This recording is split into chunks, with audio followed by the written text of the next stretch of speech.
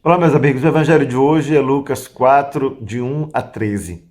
Esse evangelho vai dizer que Jesus foi ao deserto, movido pelo Espírito Santo, e lá o diabo tentou. Depois de 40 dias sem comer, o diabo finalmente apresenta-se a Jesus e pede que ele transforme pedra em pão. Do início desse relato, cada um de nós já pode imaginar. 40 dias ninguém suportaria no deserto, sem comer e beber. O próprio fato que Jesus vai se encontrar com um demônio no deserto, e Lucas sabe disso e nos conta tantos detalhes, já nos faz perceber que esse não é um relato que vai nos contar fatos que aconteceram, como Jesus que curou, Jesus que ressuscitou, Jesus que foi ali, foi acolá. Não, fala de algo que, se aconteceu de alguma maneira, aconteceu intimamente a Jesus e só ele saberia. O que todos os outros podem saber, e que é o que Lucas tem como fonte para descrever o relato, é que Jesus encontrou-se ao longo do seu caminho, muitas vezes, em uma situação em que o projeto de Deus na sua vida estava sendo confrontado com o projeto humano. Jesus muitas vezes foi convidado a assumir um poder que ele havia adquirido, porque afinal, atraindo multidões, politicamente Jesus se tornou uma peça importante. Em algum momento, nós lemos no Evangelho que as pessoas, depois que viram que ele multiplicou os pães, queriam fazê-lo rei. Jesus foge. É uma tentação humana que Jesus fugiu. Em outras circunstâncias, também os discípulos viram o povo pedir a Jesus um sinal. Faz aqui um sinal para que a gente possa saber que você realmente é o Messias. E Jesus também se recusa a fazer o sinal, dizendo que o único sinal que ele dará é o sinal de Jonas. Portanto, a tentação de mostrar que ele tem o poder que Deus deu a ele. Outras tentações foram provocadas pelas pessoas e pelas circunstâncias da vida que Jesus viveu. E que, portanto, não só Lucas, mas todos os discípulos testemunharam. E aí, neste evangelho de hoje, Lucas nos propõe ler aquilo que Jesus demonstrou no seu dia a dia como capaz de lutar e de vencer contra as tentações e seduções do mundo, como uma luta que interiormente ele já havia vencido.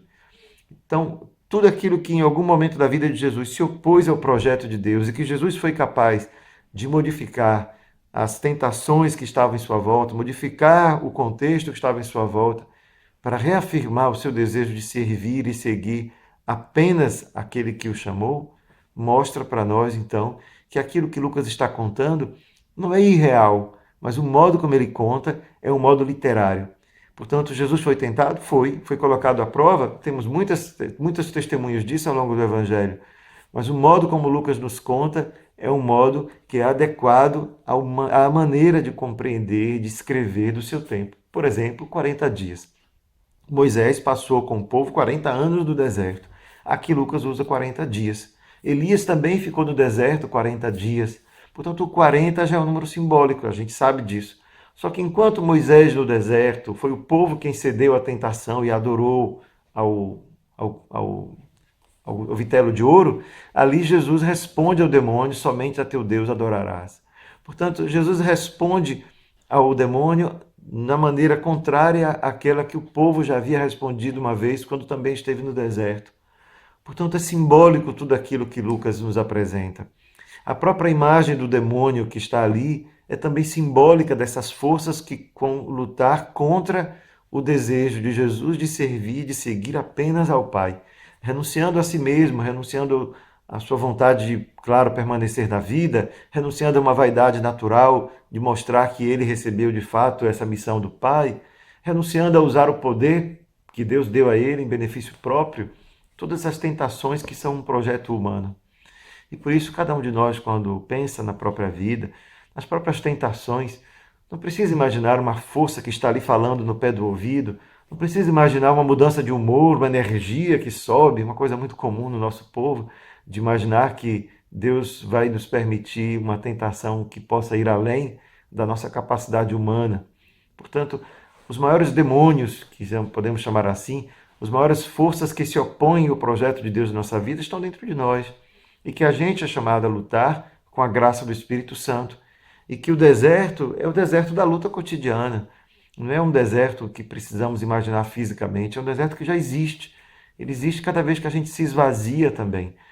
E é claro que esse esvaziar-se pode ter duas conotações, não é? Eu posso me esvaziar para que Deus esteja mais presente, mas como eu posso me esvaziar me empobrecendo, permitindo, portanto, que a escuridão, a sombra, as minhas fraquezas, meus limites acabem sendo mais fortes dentro de mim do que essa força de Deus que, quando eu tenho o coração cheio, me anima, me fortalece, me dá coragem para vencer. Não me deixa nunca pessimista diante dos meus limites, mas pelo contrário, me anima a acreditar que é de Deus que vem a minha força. Portanto, quando Jesus vai ao deserto, ele também nos mostra que essa é uma metáfora da vida de cada um de nós. Esse é o lugar onde cada um de nós precisa enfrentar o combate que é um combate da fé, mas é um combate que depois vai se desenvolver ao longo do nosso dia, da nossa vida.